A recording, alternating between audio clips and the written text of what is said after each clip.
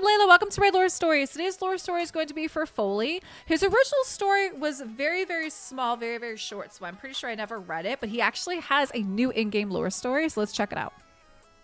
Once the Dark Elves considered themselves philosophers and revolutionaries. They alone were willing to test the ancient traditions of Arabia and delve into that which was forbidden by their more timid kin. Much has changed since then. The idealism of the past has given way to a brutal pragmatism that many Dark Elves view as necessary for their survival in the aftermath of the Civil War and a split between what would become High Elf and Dark Elf societies. But some among them still hold fast to the ideals of the past. The enigmatic warrior known as Foli is one. He was among the first to be visited in his dreams by the spirit known as the Dreamwalker, and also among the first to learn the secrets of shadow magic. Unfortunately for Foli, he was also among the first to be exiled for what the greater elven society of Arabia saw as a dangerous obsession. Forced to leave his kin and kith behind, he fled Arabia for Arath, seeking sanctuary with his cousin Ovelis, before the advent of Bad Khazar and Areth's fall to darkness. Foli continued his studies in Areth with a zeal that bordered on fanaticism, until even the mages and sorcerers of that city became alarmed, none more so than Ovelis. He retracted his offer of sanctuary and demanded that Foli depart. Foli did so, but not before having made his first breakthrough in learning to fully manipulate shadow stuff. Through study and discipline, Foli honed his magic into something unique. Rather than using it to attack his foes or hide, he instead used it to protect himself, turning his own shadow into a suit of armor unlike any other. A living carapace of ever-shifting shadow substance, it provided Foli with exceptional protection and an unnatural vitality.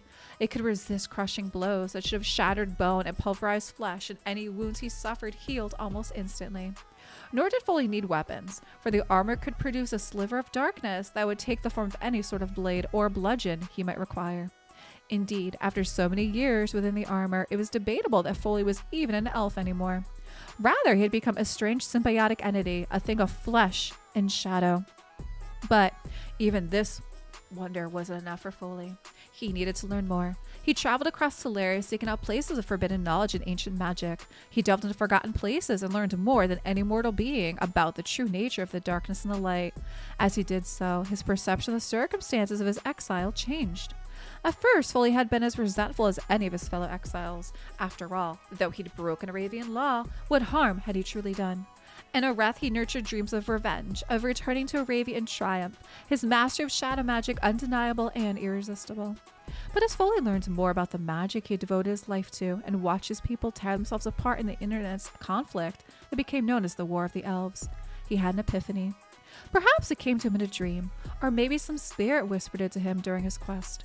Regardless, he realized that his ire was aimed in the wrong direction. His troubles were not the result of political rivals, fearful administrators, or those who feared the corrupting nature of shadow magic, but rather had originated from a single source, the Dreamwalker. The Dreamwalker was the source of all Foli's ills, and by extension the ills of elvenkind. And so, Foli determined the Dreamwalker would be made to pay. In the decades that followed, Foli sought out a means to accomplish his goal. Eventually, his quest attracted the attention of the Arbiter, who visited him one night as he hovered between wakefulness and sleep. She revealed the Dreamwalker's true identity as Siroth and explained how he had manipulated the elves into tearing their own society apart. Foli had little hesitation in believing her, for much of what she said confirmed his findings in his own investigation. But what could Foli do against such a being? The Arbiter understood his concern, but saw in Foli's need for vengeance a chance to hamper Siroth's designs. She spoke to him of others who shared his desire to stop Siroth, and how together they might be able to prevent the darkness from consuming Teleria. The two spoke long into the night, and when morning dawned, the Arbiter was gone, and Foli was ready to begin his guerrilla campaign to uproot the servants of darkness and upend Siroth's schemes wherever he could. Okay, I thought this one was good, guys. I enjoyed this story. I like what they did with him. Really nice. Guys, drop me a comment down below what you think for the lore story for Foli. And thanks so much for watching.